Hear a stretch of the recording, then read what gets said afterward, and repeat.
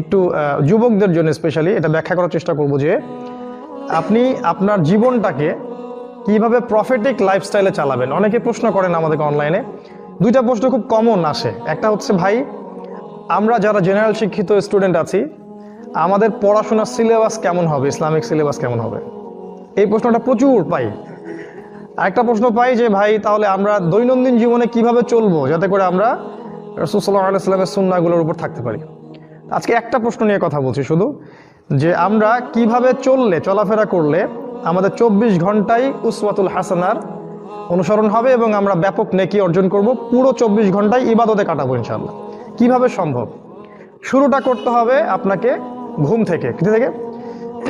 ঘুম থেকে, রাতের ঘুম থেকে। আপনি যদি বা আমি যদি চাই যে আমাদের জীবনটাকে রাসূলের সুন্নায় ঢেলে সাজাবো, তাহলে ঘুমটা সবচেয়ে ইম্পর্টেন্ট জিনিস। এখানে সবচেয়ে মোস্ট ইম্পর্টেন্ট জিনিস হচ্ছে আপনি রাতে কয়টায় ঘুমোতে যাচ্ছেন। ঠিক আছে, আমি একটা আয়াত বলেছি শুরুতে, আয়াতটা একটু অনুবাদ করি।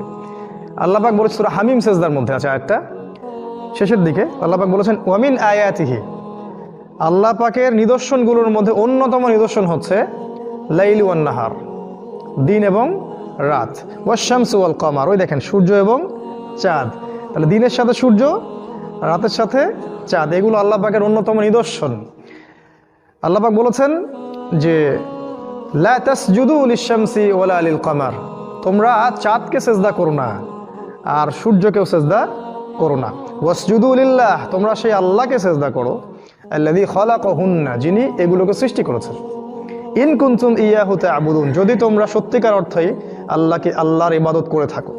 তাহলে এখানে কিন্তু আল্লাহ পাক দিন এবং রাত এবং চাঁদ এবং সূর্য এই বিষয়টাকে আপনাকে গুরুত্ব দিয়েছেন। এটা আল্লাহ পাকের নিদর্শনগুলোর মধ্যে অন্যতম। শুরুটা করতে হবে আপনাকে রাত থেকে। সবচেয়ে ইম্পর্টেন্ট জিনিস হচ্ছে, এই যুবকদের জন্য বলছি স্পেশালি, যে রাতের বেলা কখন আমরা ঘুমোতে যাই এটা ইম্পর্টেন্ট সবচেয়ে। আর এই বিষয়টার উপর ডিপেন্ড করছে আপনার পরের দিনের পুরো এনার্জি। সারাদিন আপনি এনার্জেটিক থাকবেন কিনা, শক্তি পাবেন কিনা, কাজকর্ম করতে পারবেন কিনা, এই দিনই বিষয়গুলো কথা বলছি। এই এনার্জির সোর্স হচ্ছে আপনার ঘুম। ওয়ান নাওমা সুবাতা, আছে না? ঘুমকে করেছি আরামের বস্তু। রাসূল সাল্লাল্লাহু আলাইহি ওয়াসাল্লামের সুন্নাহ ছিল এশার সালাতের পর দিনই কথাবার্তা ছাড়া অন্য কোনো কথাবার্তা তিনি পছন্দ করতেন না। এবং এই সময় তিনি মিসওয়াক করতেন, অজু করতেন, অজু করে বিছানায় যেতেন, বিছানার চাদর পরিষ্কার করতেন, হাত দিয়ে হোক বা কাঠি দিয়ে হোক বা যে কোনো বিষয় দিয়ে হোক। এটা তিনি করতে বলেছেন কারণ তিনি বলেছেন যে তোমরা ঘুমানোর আগে বিছানা পরিষ্কার করে নাও, তোমরা জানো না তোমরা যাওয়ার পরে তোমাদের অনুপস্থিতিতে সেখানে কি এসেছিল, সেখানে জিনও থাকতে পারে। তো এই জিনের কনসেপ্ট অবশ্যই এই গডলেস ওয়ার্ল্ড বিশ্বাস করে না, কিন্তু জিনকে অনুসরণ ঠিকই করছে ওরা আর কি। যাই হোক, তো এই বিছানাটা পরিষ্কার করা, তারপরে ওযু তো করে আসলেন, এবারে আপনার দায়িত্ব হচ্ছে সূরা মুলক তেলাওয়াত করা। যদি সূরা মুলক মুখস্থ করে ফেলতে পারেন খুব ভালো হয়, কারণ আল্লাহ রাব্বুল আলামিন তার রাসূলের মাধ্যমে জানিয়েছেন যে সূরাতুল মুলক কিয়ামতের মাঠে বান্দার পক্ষে ঝগড়া করবে, আল্লাহর সাথে ঝগড়া করবে। আল্লাহ এই সূরা এই বান্দা পাঠ করতো, তুমি তাকে মাফ করে দাও। তো কোরআন আল্লাহর সাথে ঝগড়া করবে। নবীজি বলেছেন যখন বান্দাকে কবরে শোয়ানো হবে, আযাবের ফেরেশতা যখন পায়ের দিক থেকে আসতে থাকবে, সূরা মুলক সেখানে দাঁড়িয়ে যাবে এবং বলবে এদিক থেকে তোমাদের যাওয়ার কোনো জায়গা নাই। কবরের আযাব থেকে আপনাকে ইনশাআল্লাহ সূরা মুলক বাঁচাতে পারবে। আজকে আমরা ইশা সালাতে যে সূরাটা পড়েছি প্রথম রাকাতে, এই সূরার কথা বলছি, তাবারাকাল্লাযী বিয়াদিহিল মুলক ওয়া হুয়া আলা কুল্লি শাইইন কাদির। অর্থসহ পড়লেই বুঝতে পারবেন কেন এই সূরা আপনাকে কবরের আযাব থেকে বাঁচাবে ইনশাআল্লাহ। এরপরে পড়বেন সূরা ফালাক, নাস, ইখলাস, 3 বার করে পড়তে হয়। হাত দুটোকে একত্রিত করে নিয়ে ফু দিয়ে মাথা থেকে গায়ের যতদূর পর্যন্ত পারেন মাসাহ করবেন। এই কাজটা কেন করতে হয় জানেন? কারণ যখন আমরা ঘুমাই তখন শয়তান আমাদের ঘাড়ে 3টা গিট দেয়, হাদিসে আছে না? প্রথম গিট দিয়ে বলে যে ঘুমাও, তোমার সামনে লম্বা রাত। আবার দেয় ঘুমাও, তোমার সামনে লম্বা রাত, ঘুমাও, তোমার সামনে লম্বা রাত। এই যে 3 বার আপনি গাটাকে মাসাহ করলেন, ঘুম থেকে ওঠার সময় আপনার মধ্যে কোনো অলসতা কাজ করবে না, ওই গিট কেটে যাবে ইনশাআল্লাহ এই সূরার বরকতে। এই জন্য এটাও 3 বার, কারণ শয়তানের গিটও 3 বার। তারপরে সূরাতুল কাফিরুন পড়তে হয়। নবীজি বলেছেন যে ব্যক্তি সূরা কাফিরুন পড়বে ঘুমোতে যাওয়ার সময়, সে ব্যক্তিকে আল্লাহ শিরক থেকে বাঁচিয়ে রাখবেন। আর আপনারা জানেন যে শিরক সবচেয়ে বড় পাপ। কারণ আমল নামা একটা শিরিক থাকলে কি হবে, আমল নামা বাতিল হয়ে যেতে পারে। আল্লাহ পাক বলেছেন যে আল্লাহ পাক শিরিকের গুনাহ ছাড়া বাকি সব গুনাহ তিনি মাফ করতে পারেন, শিরিকের গুনাহ ছাড়া। এরপরে আছে আয়াতুল কুরসি। ওই যে আবু হুরায়রা রাদিয়াল্লাহু আনহু হাদিসটা, যে তাকে আল্লাহ রসুল মাল পাহারা দিতে বললেন না, গনিমতের মাল চোর এসে চুরি করে নিয়ে গেল, তারপরের রাতে আবার আসলো, তারপরের রাতে আবার আসলো, তিনি ছেড়ে দিলেন। এক পর্যায়ে চোর কি বলল, যে আমি তোমাকে একটা আমল শিখিয়ে দিচ্ছি যেটা করলে কোনো শয়তান তোমার ধার কাছে আসতে পারবে না। তখন তিনি তো আমলের আগ্রহী ছিলেন, সাহাবায়ে কেরাম শিখতে চাইলেন, তো ইবলিস শিখিয়ে দিল যদি আয়াতুল কুরসি রাতের বেলা তেলাওয়াত করো শয়তান তোমার কাছে আসতে পারবে না ইনশাআল্লাহ। নবী সাল্লাল্লাহু আলাইহি ওয়াসাল্লাম পরের দিন ফজরের সময় আবু হুরায়রা রাদিয়াল্লাহু আনহুকে বলছেন, তোমার রাতের সাথীর কি খবর? খবর তো নবীর কাছে পৌঁছে গেছে আগে থেকে, তাই না? তো আবু হুরায়রা রাদিয়াল্লাহু আনহু বললেন, যে রাসূলুল্লাহ আমি তোকে ছেড়ে দিয়েছি, ও তো আমাকে একটা আমল শিখিয়ে দিয়েছে। কি আমল? যে এই আমল। রাসূল সাল্লাল্লাহু আলাইহি ওয়াসাল্লাম বললেন যে সে এই কথাটা সত্য বলেছে, যদিও সে বেশিরভাগ কথাই মিথ্যা কথা বলে, এবং সে ছিল ইবলিস। এর আরেকটা দলিল আছে, ভালো জিনিস যেখানেই আছে আপনাকে নিতে হবে।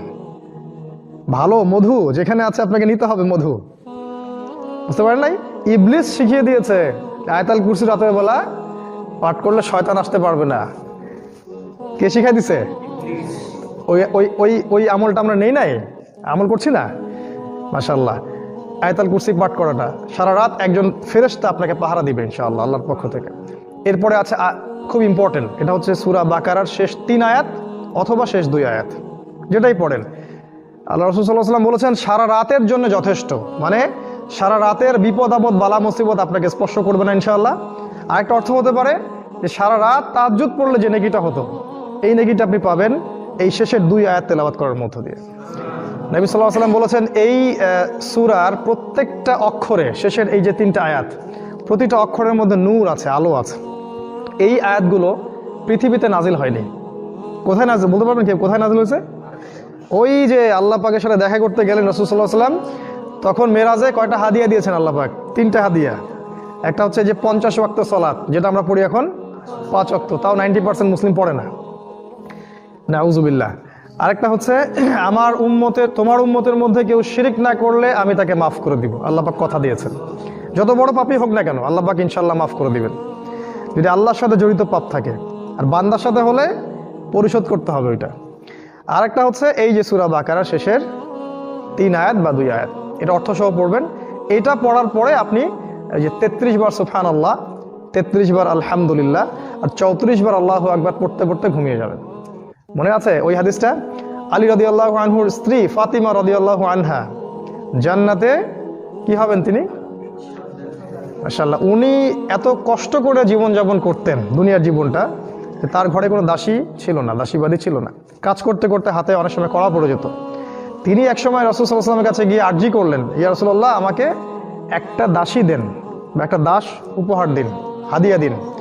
বাবার কাছে মেয়ে চাইতে পারে না, কিন্তু রাসূল সাল্লাল্লাহু আলাইহি ওয়াসাল্লাম মেয়েকে কি শিক্ষা দিচ্ছেন দেখেন। তিনি তখন দাসী দিলেন না, বাসায় ফিরে যেতে বললেন। পরে আলী রাদিয়াল্লাহু আনহু আসলেন, তিনি তাকেও বাসায় ফেরত পাঠালেন। এবার শ্বশুর, উনি তো শ্বশুর এখন, উনি তাদের ঘরে ঢুকছেন রাত্রেবেলা। আলী রাদিয়াল্লাহু আনহু বলেছেন রাসূল সাল্লাল্লাহু আলাইহি ওয়াসাল্লাম আমাদের ঘরে ঢুকলেন, আমাদের বিছানার উপরে এসে বসলেন, চিন্তা করেন। এবং আলী রাদিয়াল্লাহু আনহু বলেছেন তার পায়ের যে ঠান্ডা অংশটা ছিল এটা আমি আমার বুকের মধ্যে স্পর্শ করতে পারছিলাম। চিন্তা করে দেখেছেন? তা আমরা তো শ্বশুর এখন মেয়ের ঘরে ঢুকতে লজ্জা পাই, তাই না?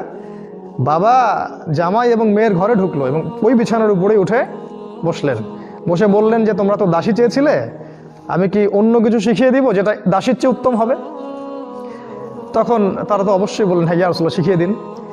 তো তিনি বললেন রাতে ঘুমানোর সময় যদি তোমরা 33 বার সুবহানাল্লাহ, 33 বার আলহামদুলিল্লাহ আর 34 বার আল্লাহু আকবার পড়তে পারো, তোমাদের দাসীর প্রয়োজন হবে না।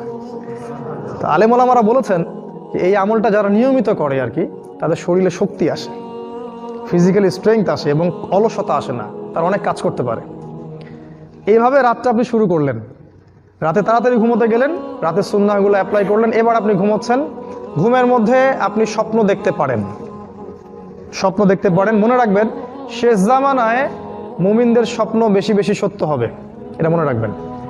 শেষ জামানার মুমিনদের স্বপ্ন কিন্তু বেশি বেশি সত্য হবে, এটা হাদিসে এসেছে। যদি ভালো স্বপ্ন দেখেন প্রিয় ব্যক্তিকে বলবেন, ভালো স্বপ্ন আল্লাহর পক্ষ থেকে মানুষ দেখে। আর যদি খারাপ স্বপ্ন দেখেন কাউকে বলবেন না, বরং বাম দিকে 3 বার থুতু ফেলবেন, আউযু বিল্লাহি মিনাশ শাইতানির রাজিম পড়ে বাম দিকে 3 বার থুতু ফেলে পাশ পরিবর্তন করে ঘুমাবেন। এরপর আপনি ফজরে উঠছেন, রাতে উঠছেন, চেষ্টা করব আমরা, আল্লাহ পাক তৌফিক দান করুন আপনাকে এবং আমাকে সবাইকে, যেন আমরা অ্যাটলিস্ট ফজরের 1 ঘন্টা আগে উঠতে পারি, বা অ্যাটলিস্ট ফজরের আধা ঘন্টা আগে যেন উঠতে পারি। উঠে ফ্রেশ হয়ে আপনার প্রথম কাজ কি? তখন দোয়া পড়া।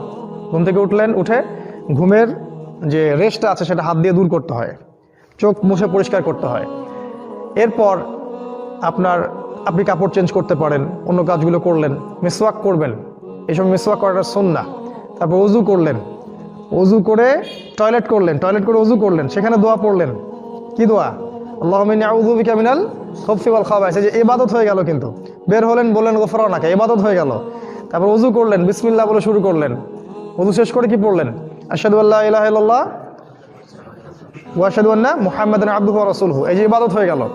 এবার আপনি চেষ্টা করবেন 2 রাকাত, 4 রাকাত, 6 রাকাত, যতটুকু রাকাত সম্ভব হয় তাহাজ্জুদের সালাহ পড়ার জন্য। আল্লাহ পাক আমাকে এবং আপনাকে তৌফিক দান করুন, আল্লাহুম্মা আমিন। এই সময়টা দোয়া কবুলের সময়। এই সময় বান্দা যা চাইবে ইনশাআল্লাহ সে পাবে। রিজিক যদি হালাল হয়, আকীদায় শিরক না থাকে, আমলে বিদআ না থাকে, ইনশাআল্লাহ সে ব্যক্তি যা চাইবে আল্লাহ পাক তাকে তা দান করবেন ইনশাআল্লাহ। এই হলো আপনার শেষ রাতের ব্যাপার। আল্লাহ রাব্বুল আলামিন বলেছেন এখানে আল্লাহ পাক প্রথম আকাশে নেমে আসেন, আহ্বান করতে থাকেন যে কার কোন হাজত আছে আমাকে বললে আমি সেই হাজত পূর্ণ করব। কেউ যদি ক্ষমা চায় আমি ক্ষমা করে দিব, কেউ যদি আমাকে ডাকে আমি তার ডাকে সাড়া দিব। এভাবে আল্লাহ পাক বলতেই থাকেন ফজর পর্যন্ত। তারপরে আসলেন আপনি ফজরের জামাতে। এটা খুব ইম্পর্টেন্ট, ফজরের নামাজের জামাত সবচেয়ে বেশি ইম্পর্টেন্ট। দিনের যে কাজটা সবচেয়ে গুরুত্ব দিবেন সেটা হলো ফজরের নামাজ। কোনো কারণে যদি অন্য কোনো ওয়াক্তের নামাজ আপনার ইনকেস ছুটে গেছে বা জামাত পান নাই, তার চেয়ে বেশি গুরুত্বপূর্ণ হচ্ছে ফজরের নামাজটা আপনি পড়তে পেরেছেন কিনা। সালাতে আসলেন, ফজরের নামাজটা হবে 3G 4G স্পিডের না। কথা বুঝতে পারেননি? নামাজটা এখন অনেক রকম হয়েছে, 1G 2G 3G 4G, সামনে 5Gও হবে। মানে নামাজে দাঁড়ালে মনে হয় সব ব্যস্ততা নামাজেই, মানে পেশাব পায়খানার চাপ নিয়ে নামাজ পড়তেছে, ভাবটা এমনি এরকম আর কি। এত দ্রুত নামাজ পড়ে যে রুকু করলে সেজদা পাই না, এক সেজদা করলে এক সেজদা পাই না। অনেক মসজিদে এই অবস্থা, আপনারা জানেন আমার চেয়ে ভালো বিষয়টা। তো এভাবে না, সলাতে রাসূল সাল্লাল্লাহু আলাইহি ওয়াসাল্লাম ফজরের নামাজ লম্বা করতেন, ইসফার করে, মানে লম্বা করে, মিনিমাম 50-100 আয়াত পড়তেন। আচ্ছা 100 আয়াত না পড়ি, মিনিমাম 20-30 আয়াত তো পড়া যায়, 1 পৃষ্ঠা 2 পৃষ্ঠা তো পড়া যায়। লম্বা করে পড়লেন, ফজরের নামাজ পড়ার পর আপনি তাসবিহ তাহলিল করলেন। ও নামাজে একটা বিষয় বলি, নামাজের তারতিলটা রক্ষা করার সাথে সাথে সেজদায় একটু দোয়া করার চেষ্টা করবেন। ইমামদের উচিত একটু সময় দেয়া, কারণ সেজদা হচ্ছে দোয়া কবুলের সবচেয়ে কাছাকাছি জায়গা। এত কাছে বান্দা আল্লাহর যেতে পারে না যতটা সেজদায় বান্দা আল্লাহর কাছে যায়। এই সময় আপনি আরবি দিয়ে দোয়া করতে পারেন ফরজ নামাজে।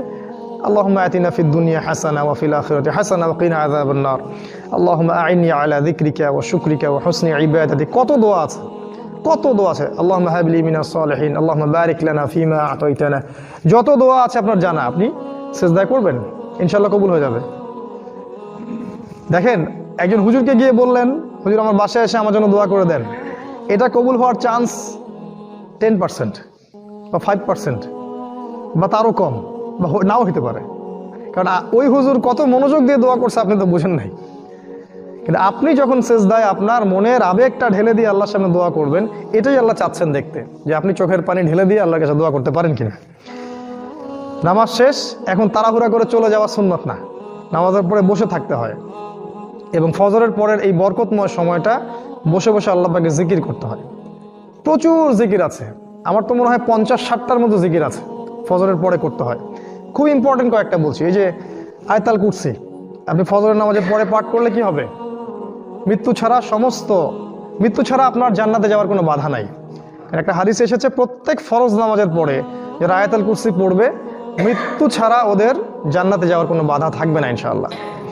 এরপরে আছে ওই যে সুবহানাল্লাহ, আলহামদুলিল্লাহ, আল্লাহু আকবার, তাসবিহগুলো আছে। তারপরে আউযু বিকালিমাতিল্লাহি তাম্মাতি মিন শাররি মা খালাক 3 বার পড়তে হয়। কি হবে পড়লে? হঠাৎ বিপদ আপদ হবে না আপনার ইনশাআল্লাহ, হঠাৎ করে বিপদ আপদে পড়বেন না ইনশাআল্লাহ। একটা খুবই ইম্পর্টেন্ট এবং শক্তিশালী দোয়া আছে, বিসমিল্লাহিল্লাযী, জানেন তো এটা? লা ইয়াদুররু মা আসমিহি শাইউন ফিল আরদি ওয়ালা ফিস সামাই ওয়া হুয়াস সামিউল আলিম। সকাল থেকে সন্ধ্যা পর্যন্ত আপনি নিরাপদ। আল্লাহ পাক আপনাকে হেফাজত করবেন সমস্ত বালা মুসিবত থেকে ইনশাআল্লাহ। এই যে করোনা টরোনা যাই বলেন, দোয়ার উপর কিছু নাই। প্রথম থেকে একটা কথা বলেছিলাম একদম শুরু থেকে, যে কোরআন এই কোরআন তিলাওয়াত যে বেশি বেশি করে করতে পারবে, তাকে যদি ইফেক্টও করে সে শিফা হয়ে যাবে ইনশাআল্লাহ। আল্লাহ পাক সূরা বনী ইসরাঈলে বলে দিয়েছেন কথাটা। সূরা বনী ইসরাঈলের মধ্যে বলা আছে কথাটা যে ওয়াইদা ক্বরাতাল কোরআন, যখন তুমি কোরআন তেলাওয়াত করবে হে নবী, জাআলনা বাইনাকা ওয়া বাইনাল্লাযিনা লা ইউমিনুনা বিল আখিরাহ হিজাবাম মাসতুরা, যখন তুমি কোরআন তেলাওয়াত করবে তখন তোমার মাঝখানে এবং ওই আল্লাহহীন সভ্যতার মাঝখানে আমি একটা অদৃশ্য পর্দা স্থাপন করে দেব, নিরাপত্তার পর্দা স্থাপন করে দেব। ওখান থেকে কোনো ক্ষতি আপনাকে স্পর্শ করতে পারবে না।